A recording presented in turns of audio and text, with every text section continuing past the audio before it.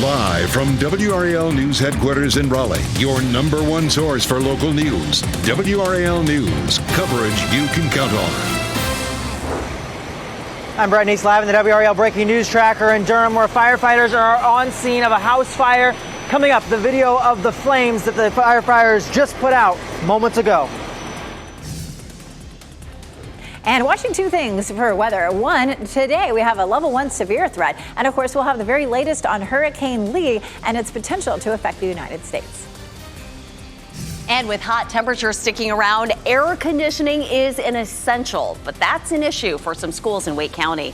This is a live look at Apex Friendship High School, just one of the schools that's changing its schedule today because of AC issues.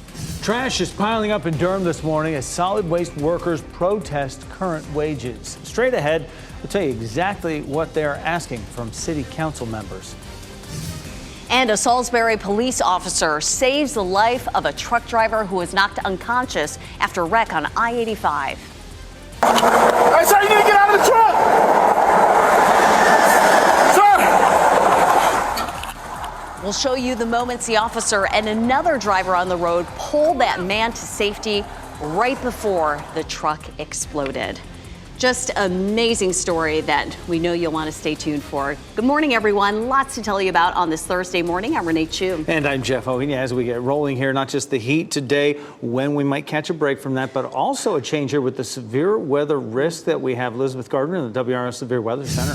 So we have a cold front that's headed our way. It gets a little closer to us today, and there's a small chance that one or two cells could develop and that they could produce a little bit of wind damage. Most of us are not going to see rain today. We take a look at Futurecast and roll through. Of course, it's a quiet morning out there. It's warm and it's sticky, and this little line of rain back to our west tries to move toward us and fizzles out. Then we'll have another chance later on in the evening. Notice for the most part, the evening commute's nice and dry, but around dinner time, a little cell develops Durham northward, and that one could possibly produce a downed tree. But again, most of us are not going to end up seeing storms today. 76 degrees currently, 71 is our dew point. Our temperatures, of course, hot. Everybody will see that for sure. Temperatures in the upper 90s this afternoon. Yesterday it was 102, so slightly cooler. I mean, I guess we're moving in the right direction, but I'll show you what it will feel like with the heat index coming up. Hurricane Lee, the 5 o'clock advisory, did have some strengthening with this storm compared to the 11 o'clock advisory. Winds at 80 miles per hour. It is likely to move into the warmer ocean waters and rapidly intensify to a major hurricane. So no real change here. The computer models are still on track to make that northerly turn, and I'll show you what some of the options are with that. I'll show you the computer model plots here, and they're pretty well in agreement that by the end of next week it starts to turn northward, and we'll talk more about how that could affect the United States coming up. Brian. 6:02 right now, and we're still looking good around the triangle. I just checked with 911, not seeing any crashes anywhere in Wake County. Also quiet as we get started in the 6 o'clock hour in Durham and Chapel Hill. Hillsborough also looking clear there at the 85 and 40 split. I'm going to take you live to that camera at 147 at Alston Avenue, looking toward downtown there. Northbound traffic delay-free all the way through downtown toward Hillendale Road. Brian, thanks. Breaking news, crews are battling a house fire in Durham right now. They were called to the scene on Linwood Avenue just about a half hour ago.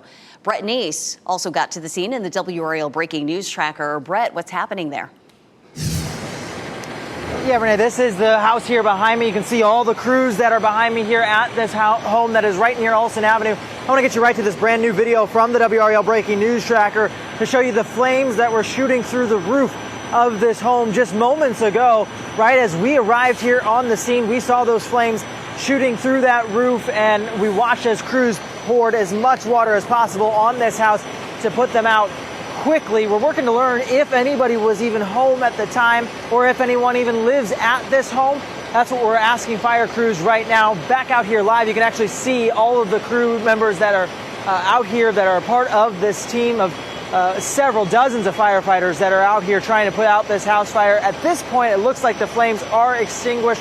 Now they're going to work to make sure that any hot spots are also out. This home sits about a block away from the Alston Avenue exit on the Durham Freeway, so a lot of cars going by in this area. Alston Avenue itself is open at this point, but it's all happening here on Linwood Avenue. We're going to continue to stay on top of the story and keep you updated. Live in Durham, Brett Neese, WRAL News.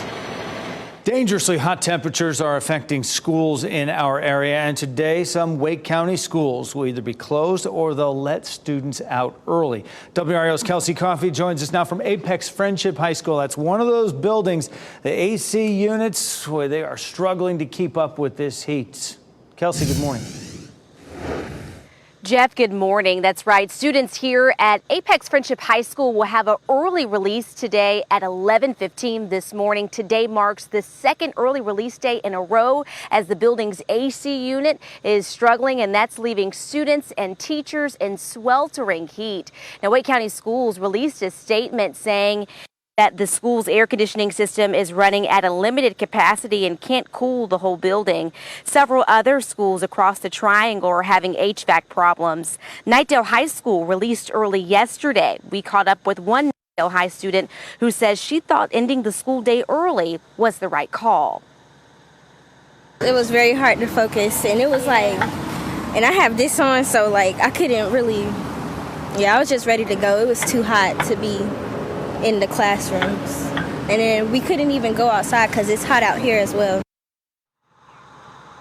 Wake County school officials say their goal is to put Apex Friendship High School back on a normal schedule tomorrow, but this is not the only school in the county that has a modified schedule today. Willow Spring High School will be closed all day today.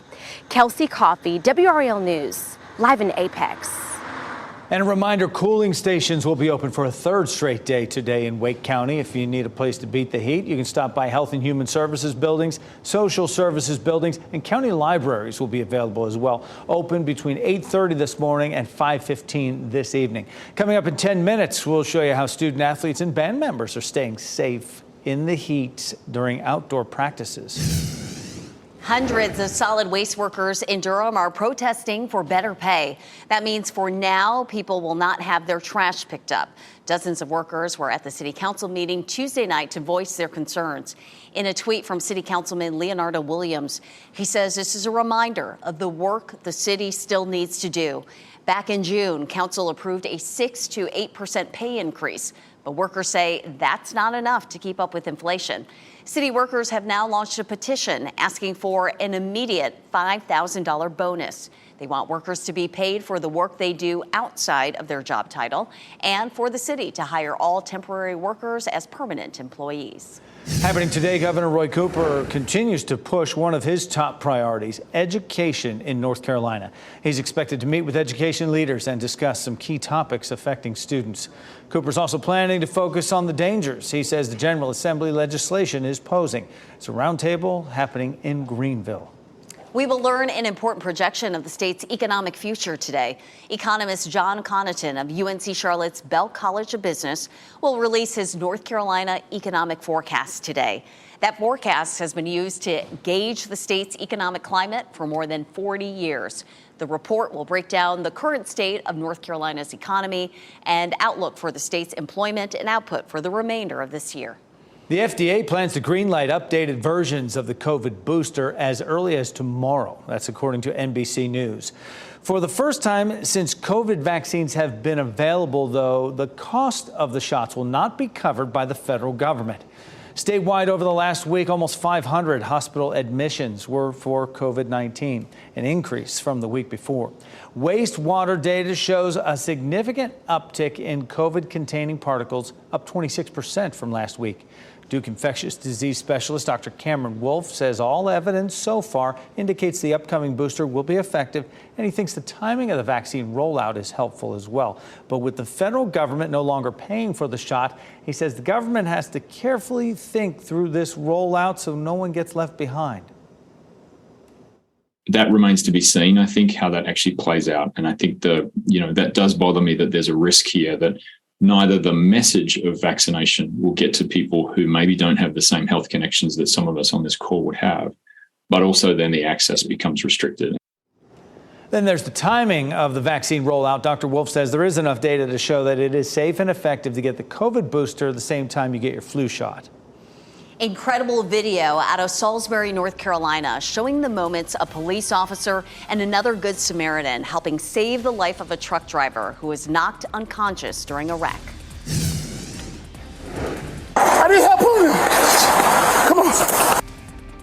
We'll hear from the officer who says he had to act quickly to get him out before the truck exploded. 7-day forecast shows some cooling as we get into the weekend. The extreme heat that we saw the last several days ends this weekend, but thunderstorms begin. I'll show you the pattern changing and when you can expect the rain. As you get into your car, tune to WRAL News Plus on your radio. In Raleigh on 99.3 FM. In Durham, 96.5 FM. And everywhere on 101.5 HD3.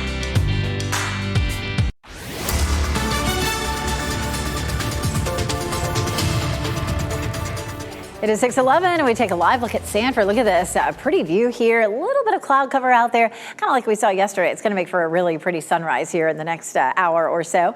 Taking a look out the door, it's a fairly mild start. It's a little sticky, a little warm. Temperatures in the mid-70s. Dog walking feels okay this morning, but it is going to be another hot day. We'll hit 93 at lunchtime. Highs will be in the upper 90s this afternoon. We hit 102 yesterday. Shouldn't be quite as hot, but it'll be, not much difference really. Temperatures will still feel like the triple digits with the heat index. A small chance of an evening thunderstorm, but our chance of storms goes up noticeably over the weekend. I'll show you the timeline on Futurecast. We'll talk about our potential for severe storms too coming up in just a few minutes. Brian? 6:12 right now, so we take a look at traffic around the Triangle. We're still looking good. No crashes showing up anywhere in the region. I've taken a look at the entire viewing area, and we're not picking up any unusual delays. Want to head over to Durham, take a look at those live sensors as you head into the Bull City this morning. We're not picking up any problems there either. Coming in from the northern side of Wake County on 98 westbound, about a 1-minute delay from Highway 50 out to 885. And out of Hillsborough right now, about a 1-minute slowdown on 85 northbound from the I-40 split out to 147. Renee. Brian, thanks for that update. We want to talk about an area of concern in Raleigh now, a robbery, a shooting, a stabbing, and a deadly assault. These are some of the violent crimes reported near Glenwood South within the last month. In mid-August, a man was robbed and assaulted after going out on Glenwood to celebrate a friend's birthday. 2 weeks later in the same area, Midwood Smokehouse manager David Millette was assaulted, dying days later from his injuries. Now, Raleigh police are considering working alongside a private security company, Carolina Protective Services, to help patrol at night. The city hopes to have the plan in place by the end of the month. This morning, a heroic rescue by a Salisbury police officer. This is back on August 8th when this happened, and Lieutenant Corey Brooks pulled an unconscious man from his big rig just before it burst into flames on I-85. Salisbury police released Officer Brooks' body camera video, and WRAL's Ken Smith is here to show us how this dramatic scene all played out. Ken. Absolutely incredible, Jeff. The truck wrecked and was knocked unconscious. So this was about right place, right time, and some quick thinking by Officer Brooks. Sir, you need to get out of the truck!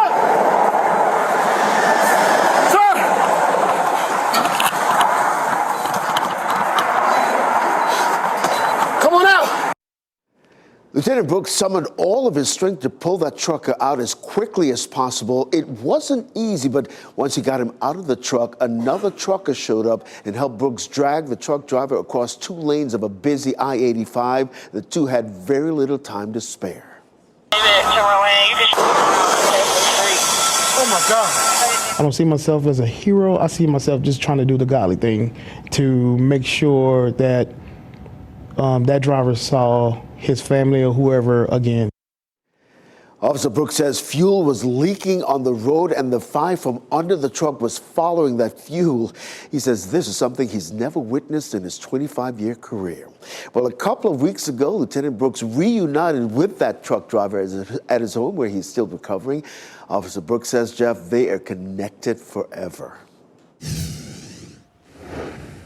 And happening right now in the WRAL Live Center, it is day 2 for Secretary of State Antony Blinken. He is in Ukraine today. Yesterday, he did meet with President Zelensky. He says he is there to ensure Ukraine has what it needs to fight off Russia's attacks, not only now, but also in the long term. He also announced another $1 billion in aid. And now President Biden is urging Congress to approve even more aid. The president will head to India today for the G20 summit. While he is there, he is expected to discuss global economic challenges as well as the war in Ukraine. Extreme heat that we have been seeing this week is keeping some high school athletes and marching band members around the Triangle off the practice field. But Shaw University marching band practiced last night to avoid the worst heat of the day. At NC State, musicians practiced on the field but kept water bottles and ice packs close. Students say they also make sure to take lots of breaks. Made a point today to make sure we got water every 15 minutes or so, just to make sure everybody was staying hydrated, staying cool. Yeah, college students are taking those precautions. Also, Chapel Hill Carborough city leaders say the district has considered postponing or delaying after-school activities if the weather warrants it. Hopscotch Music Festival will take over downtown Raleigh starting today. It's a 3-day event. It will include performances by artists like Denzel Curry and Japanese Breakfast and many more artists. Tickets are still available as of this morning. We checked for you. You can buy them at hopscotchmusicfest.com. There are also some day parties that are happening today and tomorrow that you may want to check out. 6:17 time right now, and day parties just sound hot thinking about it, Elizabeth. Oh, they do. Some of those, I think, are inside, and I think those day parties are free, too, so you don't have to worry about tickets for those. Taking a look outside right now, it's a little warm and sticky, of course. We take a live look at Goldsboro, Fayetteville, there at our newsroom. It's a little runner running by there. Apex looking quiet, and Chapel Hill, courtesy of Top of the Hill Restaurant. We'll jump on in and start talking about Hurricane Lee, which could affect parts of the United States, possibly by the latter part of next week. Right now, we're looking at the storm moving northwest at 13 miles per hour. It has winds at 80 miles per hour. And that's not much change from yesterday. Yesterday, in the 11 o'clock advisory, 75 mile per hour winds.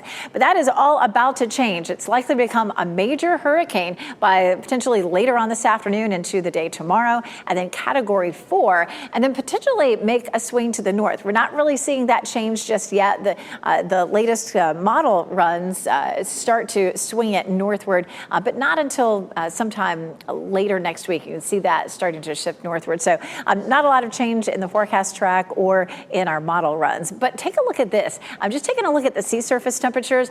The warm ocean temperatures are what fuel these storms. And so it is likely to intensify fairly rapidly. But interestingly, of course, Franklin took the same path as this storm may take. And when it moves up here over some cooler water, it may actually begin to weaken a little bit, which would be great news as it moves past Bermuda and possibly off the coast of North Carolina. That colder water, when Franklin moved through that area, it sat there for a little while and it helped to turn over the water. So some of that cooler water that's underneath has risen to the surface. And so that may keep the storm from being quite as strong. This is one of the computer models, and you can watch the storm sitting down to the south for a bit. And then it starts to move a lot faster as it passes by us potentially late Friday into Saturday. Here's a look again at what we could be seeing on Friday into Saturday. At minimum, the surf is likely to be rough. We'll have rip current danger. It's too early to tell whether it could bobble westward, but right now the models have been pretty consistent, keeping it offshore, maybe a little bit closer to Bermuda, and the time frame is going to be late next week or into the weekend.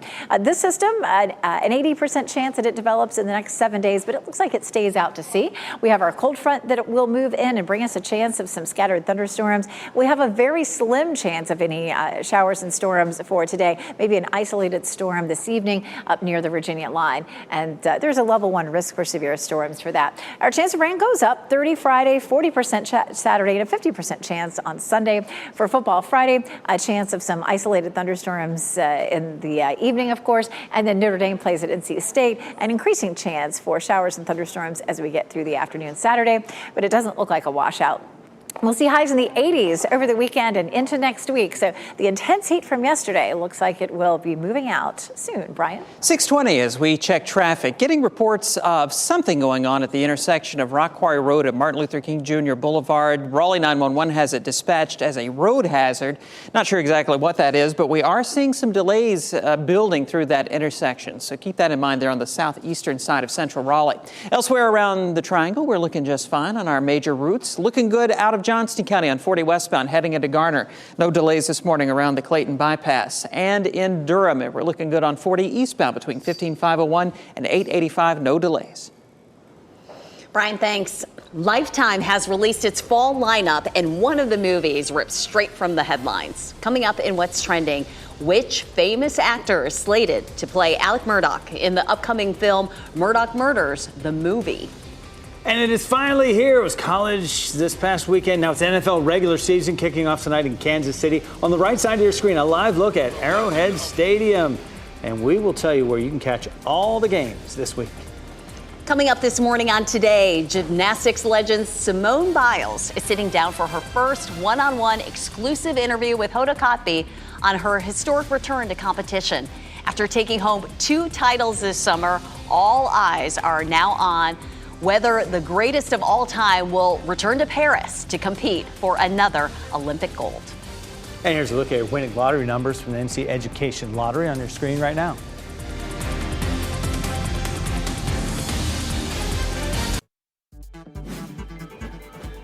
This What's Trending report, sponsored by Rug & Home.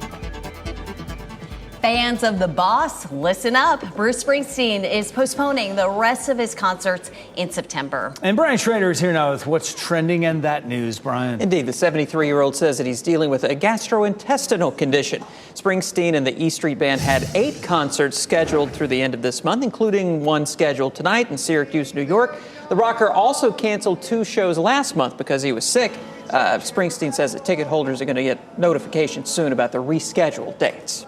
Yeah, specifically, he has a peptic ulcer.